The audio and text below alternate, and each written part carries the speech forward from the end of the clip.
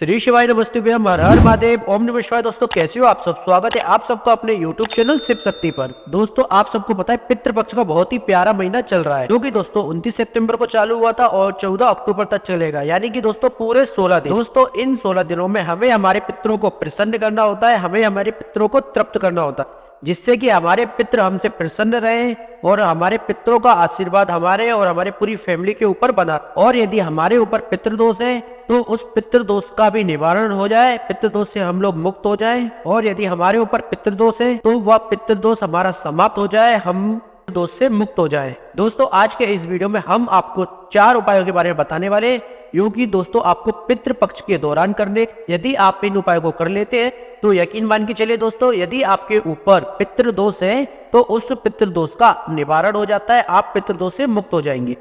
पूजनीय गुरुजी की कथा सुनकर मैं आपको यह सारे उपाय बता रहा हूं दोस्तों।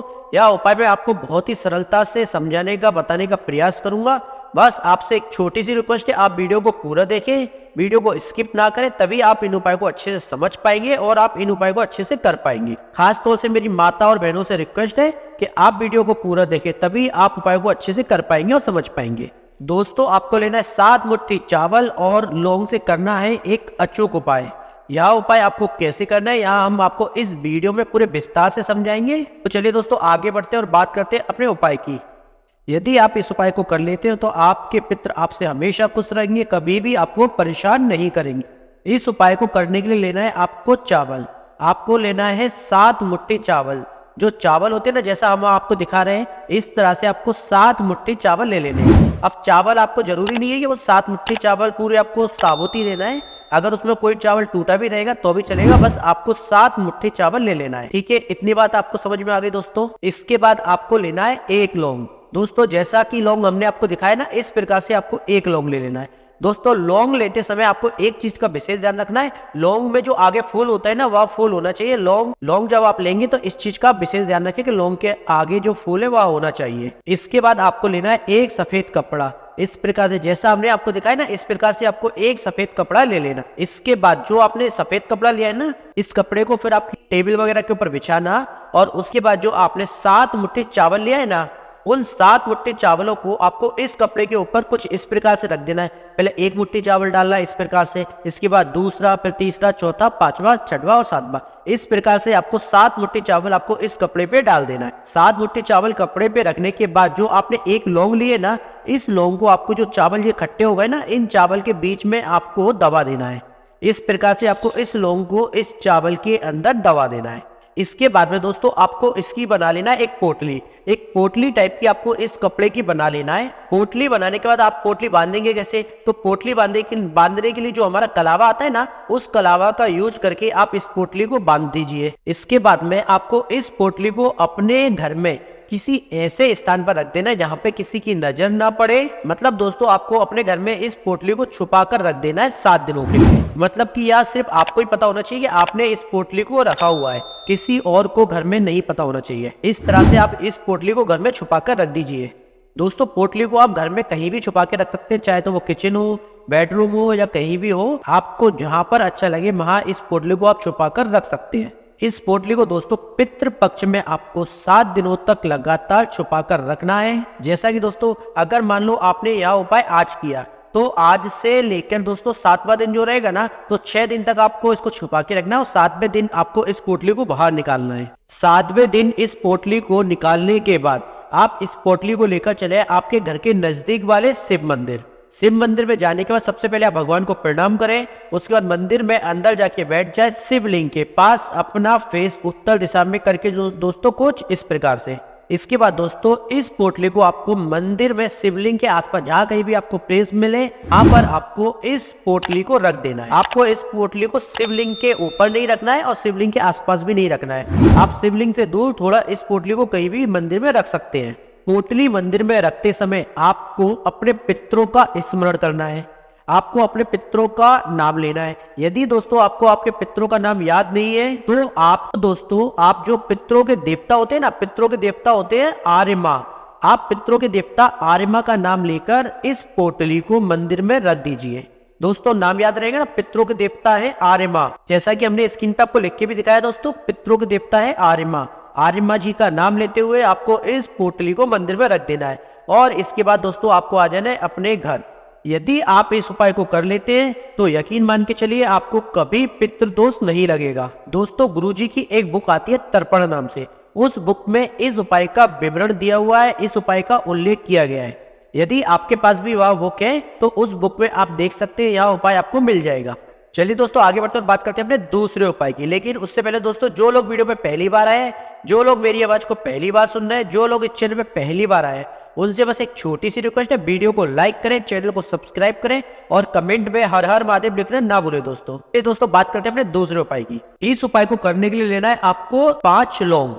जैसा कि स्क्रीन पे हमने आपको दिखाया है, आपको इसी प्रकार से 5 लौंग ले लेना है। लौंग लेते समय आपको एक चीज का बस ध्यान रखना है कि लौंग के आगे जो फूल होता है वह फूल होना चाहिए एकदम इस प्रकार से, जैसा हमने लौंग आपको दिखाया है इसी प्रकार से आपको 5 लौंग बढ़िया से अच्छे से फ्रेश वाले ले लेना है। इसके बाद आपको लेना है एक चौमुखी दीपक। आपको आटे का एक चौमुखी दीपक बना लेना है, जिसमें 4 मुंह होते हैं ना, उस प्रकार से आपको एक दीपक बना लेना है।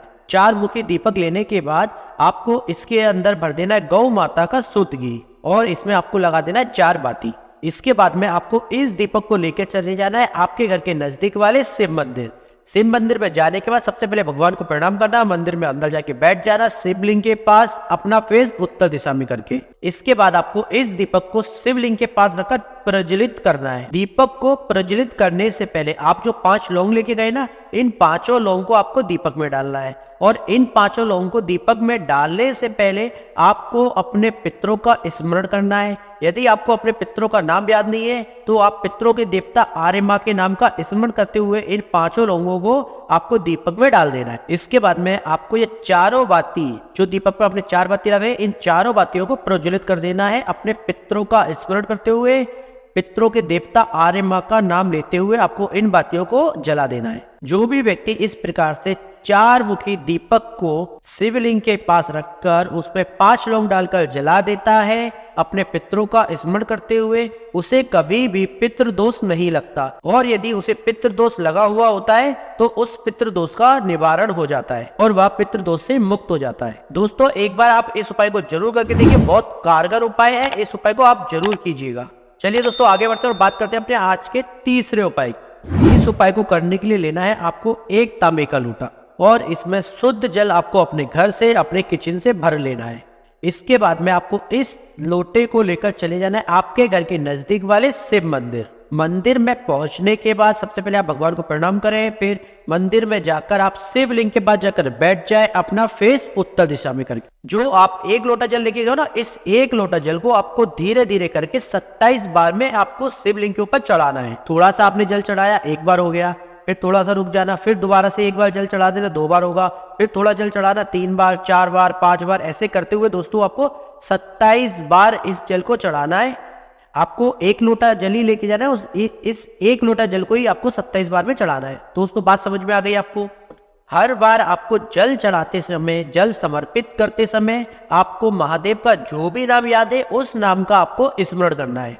दोस्तों भगवान शिव का एक बहुत ही प्यारा सा नाम है शंभु।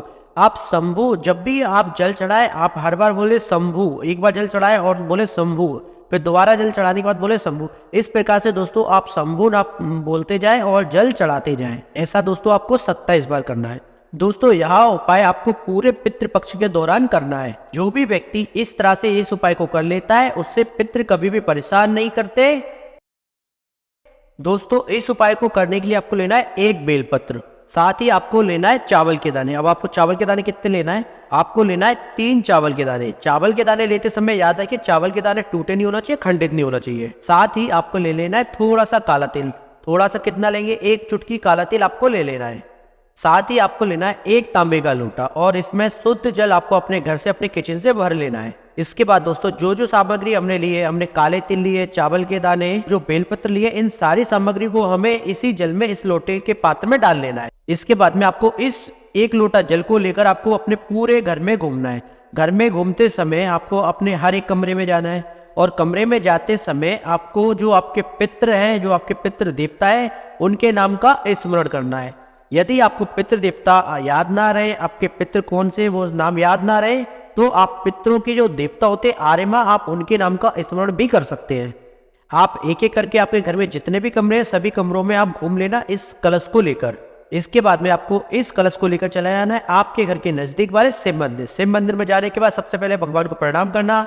मंदिर में अंदर जाकर आप बैठ जाना, अपना फेस उत्तर दिशा में करके कुछ इस प्रकार से। इसके बाद में आप जो 1 लोटा जल लेके आए, इस 1 लोटा जल को आपको शिवलिंग के ऊपर समर्पित कर देना है। अब धूतेश्वर महादेव के नाम का स्मरण करते हुए, दोस्तों नाम याद रहेगा ना, अब धूतेश्वर महादेव। गुरुजी ने अपनी कथाओं के दौरान बहुत बार इस नाम का वर्णन किया है। अब धूतेश्वर महादेव।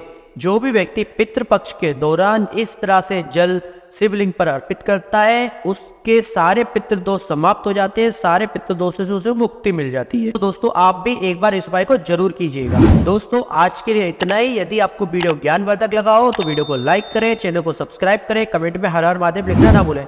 दोस्तों यदि आपको उपाय करने में कोई भी परेशानी आ रही है, कोई उपाय अगर आपको अच्छे से समझ में नहीं आया है तो आप हमें कमेंट करके भी पूछ सकते हैं। चलिए दोस्तों मिलते हैं एक और ज्ञानवर्धक वीडियो के साथ। श्री शिवाय नमस्ते, हर हर महादेव, ओम नमः शिवाय दोस्तों।